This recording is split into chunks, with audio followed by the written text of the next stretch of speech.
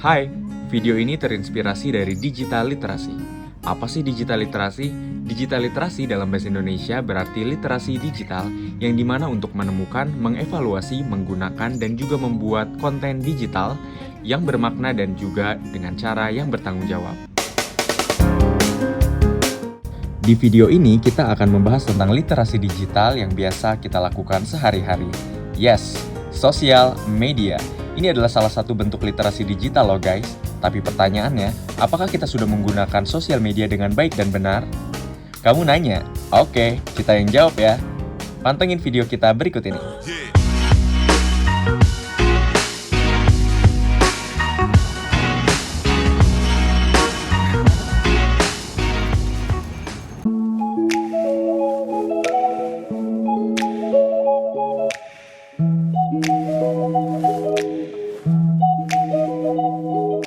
Hai guys, welcome. Selamat datang di YouTube channel kami yang terinspirasi dari digital literasi. Di era digitalisasi ini, penting banget buat kita untuk paham bagaimana cara bijak bersosial media.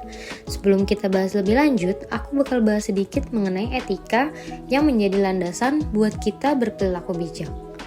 Menurut definisi, etika adalah konsep tentang apa yang baik, buruk, benar, dan salah.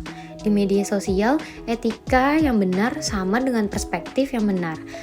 Berdasarkan hasil riset terbaru Digital Civility Index atau DCI oleh Microsoft, Indonesia menduduki peringkat terakhir terkait kesopanan bermedia sosial di Asia Tenggara.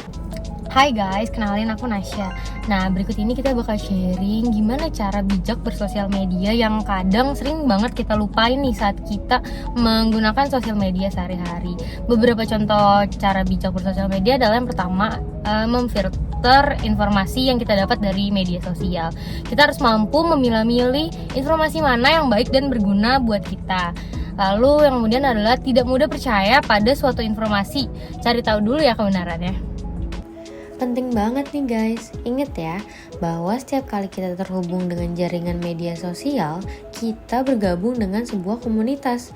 Dalam komunitas manapun di seluruh dunia, kita harus bisa memperlakukan orang-orang dalam hal ini di media sosial dengan rasa hormat dan dengan kata-kata serta perilaku yang baik. Nah, benar tuh guys, sangat penting memang untuk menghormati satu sama lain. Jadi di sini aku mau kasih tahu tentang etika berkomunikasi di media sosial. Dalam bersosial media, kita sangat harus berhati-hati dalam menggunakannya. Ketahuilah batasan-batasan dan perluas wawasan mengenai etika bersosial media. Tentunya membaca peraturan sebelum aktif dalam platform sosial yang akan kalian gunakan. Hai, aku Viva. Jadi, aku mau bilang motivasi kita dalam bersosial media itu hampir semua menjadi bagian dari komunitas. Jadi, utamakan dalam memberikan orang lain manfaat dari apa yang kita lakukan dengan anggota komunitas yang lain. Contoh selanjutnya adalah bijak dalam bersosial media. Gunakanlah bahasa yang baik dan sopan, karena sosial media kita adalah cerminan dari diri kita sendiri. Jadi, harus baik dalam berkata dan juga harus baik dalam memberikan komentar. Berilah tanggapan yang membangun dan hindari unggahan yang menyinggung konflik. Eits, tapi jangan di-skip biar kalian tahu hak dan tanggung jawab dalam menggunakannya.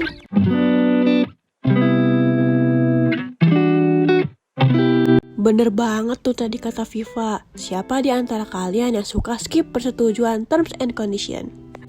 Halo guys, aku Revita. Kalian pengen ngebangun hubungan dengan orang lain pasti ingin dipercaya orang-orang kan? Maka hindarilah memberikan informasi yang tidak benar dan tidak tepat. Kalian gak mau kan jadi penyebar hoaks? Bisa dijerat undang-undang ITE loh. UU ITE atau Undang-Undang Informasi dan Transaksi Elektronik adalah undang-undang yang mengatur mengenai informasi elektronik dan juga transaksi elektronik.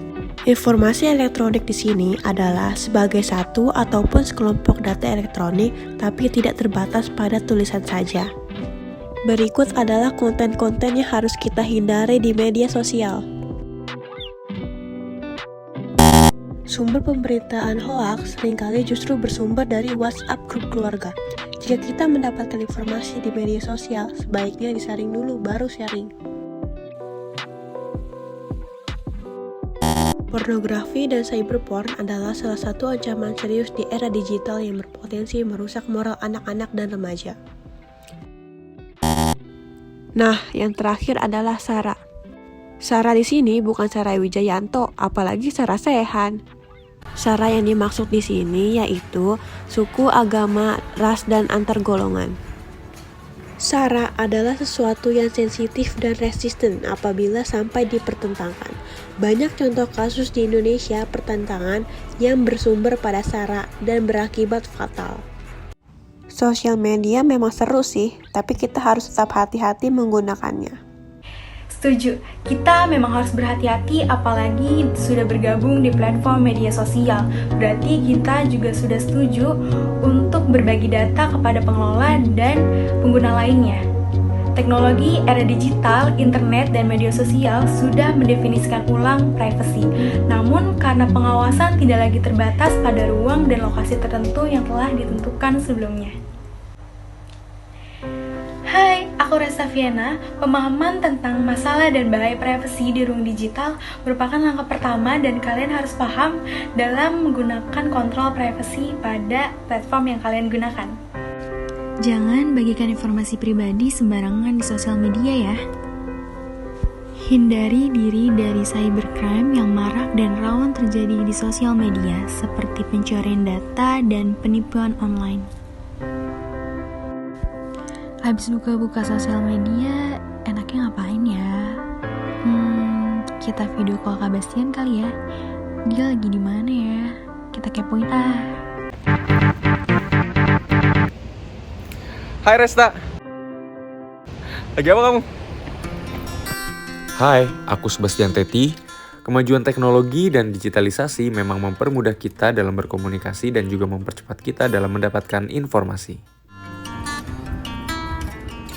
Gimana guys videonya sejauh ini? Menarik kan? Bijak bersosial media bukan hanya berarti menggunakan hak kita loh, tapi juga paham akan tanggung jawabnya. Kita bisa bebas berekspresi, beropini, tapi juga harus paham batasan-batasannya, oke?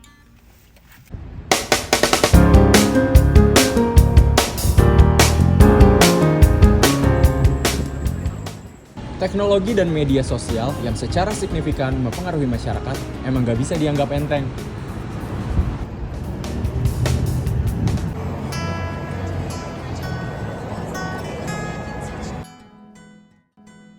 Semoga video ini dapat membuat kita lebih bijak dalam bersosial media.